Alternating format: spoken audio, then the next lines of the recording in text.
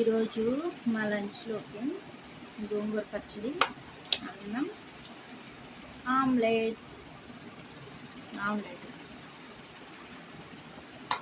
బాగుంది, సూపర్ ఉంది. దారా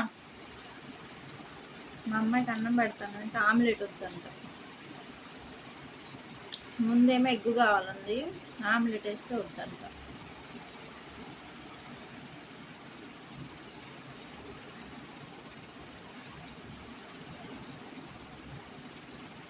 బాగుందా?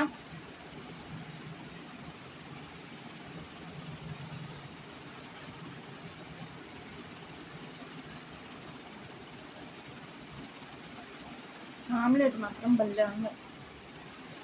ఆనియన్స్ వేసి ఉప్పు, కారం, కొంచెం జీలకర్ర